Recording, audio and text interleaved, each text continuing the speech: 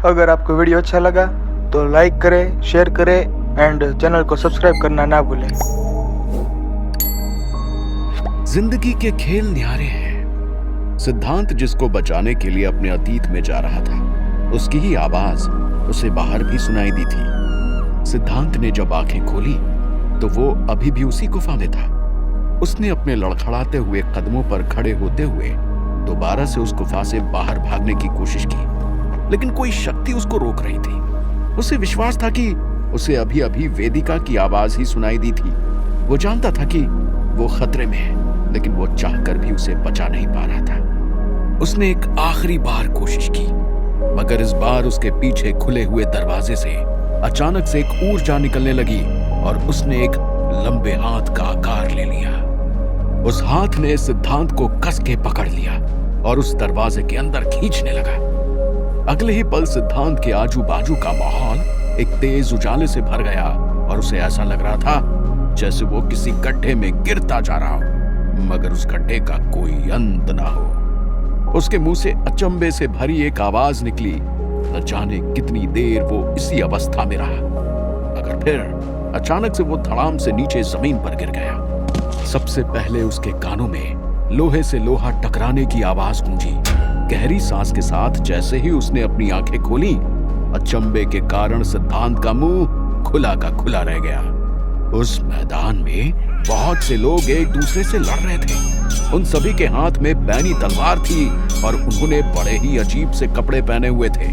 उनके सीने पर कवच थे और चेहरे पर मास्क। सिद्धांत तुरंत अपने कदमों पर खड़ा हो गया और इधर उधर देखने लगा। जब उसने गुफा में कदम रखा था तो रात का समय था।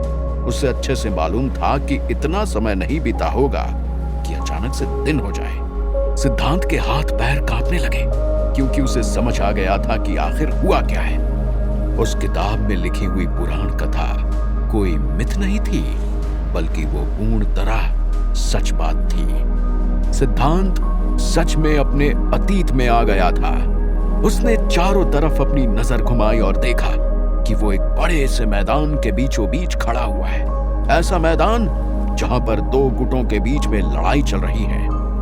वो कुछ कर पाता उससे पहले ही अचानक से एक आदमी उसके सामने अपनी तलवार लेकर खड़ा हो गया। सिद्धांत की आंखें शौक से बड़ी हो गई।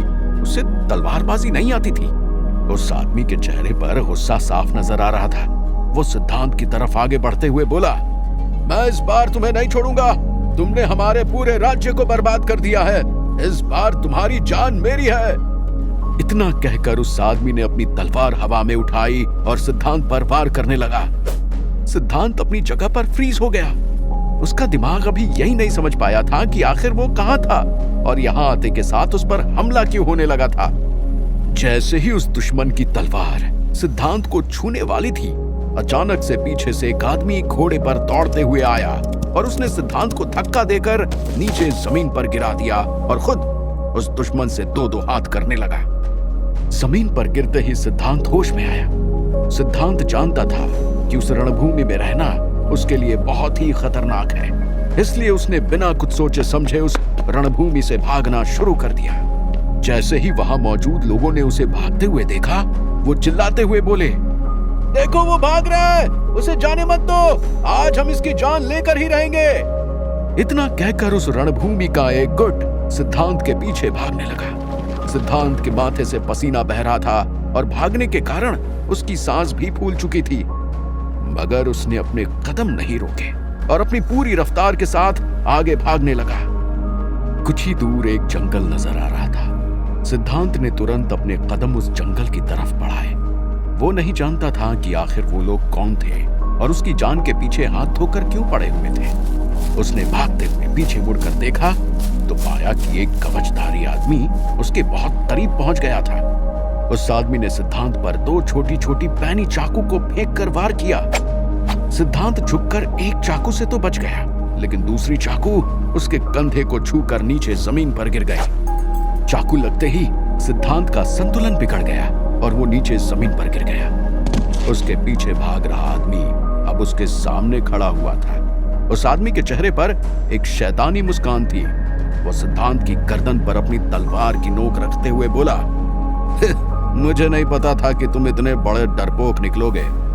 मैंने तो सुना था कि तुम अगर युद्ध पर निकलते हो तो कभी भी उसे खत्म किए बिना नहीं जाते, मगर आज तुम किसी भीगी बिल्ली की तरह हमसे डरकर भागने की कोशिश कर रहे थे। इस बात के चर्चे पूरे देश में जरूर होंगे। मैं तुम्हें सबके सामने मारना चाहता था, लेकिन लगता है तुम्हारी मौत इसी तरह लिखी है, उस आदमी ने कहा और अपनी तलवार को हवा में उठाकर सिद्धांत पर वार करने के लिए तैयार हो गया। सिद्धांत की आंखें डर के कारण बंद हो गई। वो उठकर वहां से भागना चाहता था, लेकिन अचानक से उसका शरीर काम नहीं कर रहा था। मगर कुछ पल बीत जाने के बाद भी उसे अपने ऊपर तलवार का वार महसूस नहीं हुआ। अचानक से उसे अपने बाजू में कुछ गिरने की आवाज आई।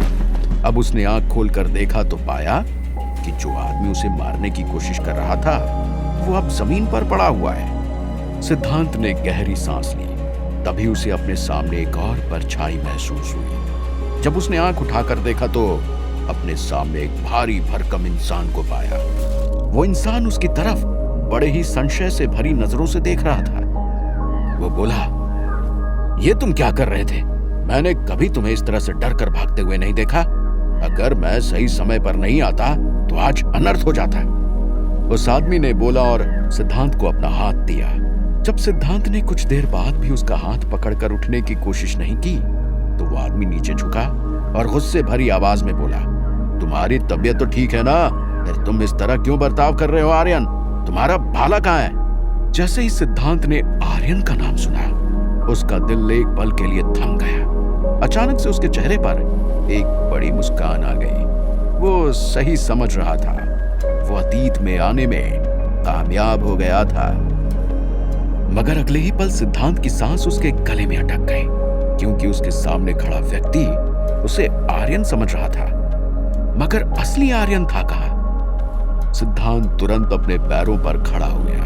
वो उस व्यक्ति को और कंफ्यूज नहीं करना चाहता था। सिद्धांत ने तुरंत अपने कपड़े झाड़े और उस आदमी की तरफ देखते हुए बोला, मुझे माफ करना, मेरी तलवार न जाने कहां मैदान में गिर गई थी, इसलिए मुझे वहां से भागना पड़ा। सिद्धांत समझ गया था कि उसे आर्यन की तरह बर्ताव करना होगा ताकि किसी को भी उस पर डाउट ना हो। उसके दिल की धड़कनें बढ़ गईं, क्योंकि वो नहीं जानता था कि उसके सामने खड़ा हुआ आदमी कौन था। यहां तक कि उसे यह भी नहीं पता था कि आर्यन स्वभाव में कैसा था और वो इस परिस्थिति में क्या कहता। अपनी सांस थामकर वो सामने खड़े व्यक्ति के जवाब का इंतजार करने लगा, मगर वो आदमी कुछ कह पाता उससे पहले ही पीछे से और दुश्मनों की आवाज सुनाई देने लगी।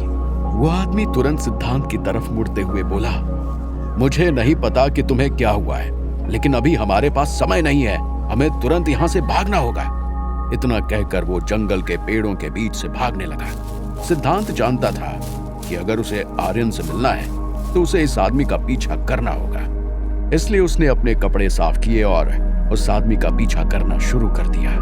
कुछ ही देर में सिद्धांत और आर्यन का दोस्त एक जगह पर आकर रुक गए। सिद्धांत ने यहाँ वहां देखा और पाया कि एक चट्टान के नीचे 7-8 टेंट लगे हुए हैं। उसके कदम तुरंत रुक गए। उसके मन में ख्याल आया कि अगर आर्यन उन टेंट में था तो दो एक जैसे दिखने वाले लोगों को देखकर बाकी सभी चौंक जाएंगे। वो आर्यन को सच बताने की पूरी कोशिश करेगा, लेकिन उसे ये नहीं पता था कि वो बाकियों को कैसे समझाएगा। मगर उसे कुछ और सोचने का मौका नहीं मिला, क्योंकि उस आदमी ने सिद्धांत का हाथ थामा और उसे उन टेंट्स की तरफ खींचने लगा। कुछ ही देर में सिद्धांत और वो आदमी टेंट के बाहर खड़े हुए थे, मगर तभी सिद्धांत को रियलाइज हुआ कि सारे टेंट खाली पड़े हैं। वो उस आदमी से पूछने ही वाला था कि ऐसा क्यों था कि अचानक से उसे अपने पीछे से घोड़े के कदमों की आवाज आई। उसने पीछे मुड़कर देखा तो पाया कि उसकी तरफ 20 घोड़े पर बैठकर लोग आ रहे थे। उन सभी के चेहरे पर गुस्सा साफ नजर आ रहा था। जैसे ही वो सब सिद्धांत के सामने आकर रुके, उनमें से एक आदमी आगे आया और तुरंत सिद्धांत को एक जोर का मुक्का मारा। सिद्धांत हड़बड़ाते हुए नीचे जमीन पर गिर गया। वहां मौजूद बाकी सभी का मुंह अचंभे से खुला रह गया। जो आदमी उसे यहाँ तक लाया था वो आगे बढ़ते हुए बोला, अरे नितिन, तुम ये क्या कर रहे हो? तुम जानते हो ना आर्यन पर हाथ उठाने का नतीजा। मगर नितिन को उसकी बात का कोई असर नहीं पड़ा और वो गुस्से से आग बबूला होते हुए बोला, हमने आज तक किसी भी लड़ाई को इस तरह से नहीं छोड़ा है। इस आर्यन के भागने के कारण हमें भी रणभूमि से चूहे की तरह भागना पड़ा। तुम जानते हो मिहिर, अब पूरे देश में हमारी थू थू हो जाएगी। मिहिर, जिसने सिद्धांत की जान बचाई थी, वो आगे बढ़ते हुए बोला, मैं तुम्हारा गुस्सा समझता हूं, मगर भूलो मत कि आर्यन हमारे समूह का सरदार है। तुम इस तरह से अपने सरदार पर हाथ नहीं उठा सकते। मगर नितिन इतने गुस्से में था कि वो वहां से सिद्धांत की तरफ एक आखिरी बार गुस्से में देखकर पैर पटकते हुए चला गया। सिद्धांत को समझ आ गया था कि आखिर हुआ क्या था। जब वो असलियत से अतीत में आया तो आर्यन और कोई दुश्मन समूह एक दूसरे से युद्ध में थे, लेकिन उसे अभी भी ये नहीं समझ आ रहा था कि आखिर आर्यन गया कहां था। लेकिन एक बात पक्की थी कि जब तक आर्यन वहां नहीं था, सिद्धांत को आर्यन होने की एक्टिंग करनी थी, नहीं तो उसका सच पकड़ा जाता। मिहिर ने सिद्धांत को जमीन से उठाया और बोला, तुम तो जानते हो कि नितिन कैसा है, थोड़ी थोड़ी देर में अपना आपा खो बैठता है। तुम उसे माफ कर दो। पिछली बार की तरह इस बार मैं नहीं चाहता कि तुम अपने ही समूह के किसी साथी को मौत के घाट उतार दो। मिहिर की बात सुनते ही सिद्धांत की आंखें बड़ी बड़ी हो गई। उसने कभी नहीं सोचा था कि आर्यन ऐसा कुछ कर सकता था, मगर धीरे धीरे उसे आर्यन के बारे में पता चल रहा था। ये तो बस शुरुआत थी, जल्द ही उसे आर्यन का पूरा सच पता चल जाएगा। सिद्धांत ने अपना सिर हाँ में हिलाया और बोला, मुझे थकान महसूस हो रही है, मैं तुम सबसे बाद में मिलता हूं। इतना कहकर वो एक टेंट के अंदर चला गया। उसे मालूम भी नहीं था कि वो टेंट उसका है कि नहीं, लेकिन क्योंकि वो टेंट बाकियों से सबसे बड़ा था, इसलिए उसने सोचा कि वो समूह के सरदार का टेंट होगा।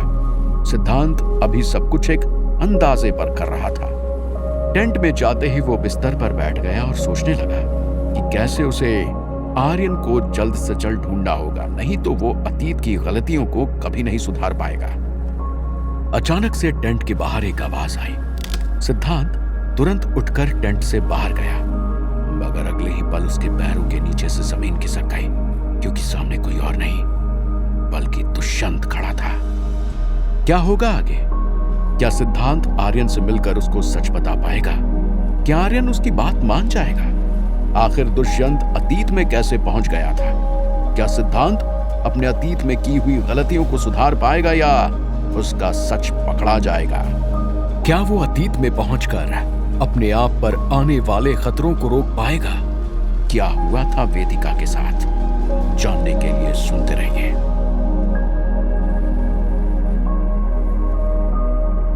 अगर आपको वीडियो अच्छा लगा तो लाइक करें, शेयर करें एंड चैनल को सब्सक्राइब करना ना भूलें।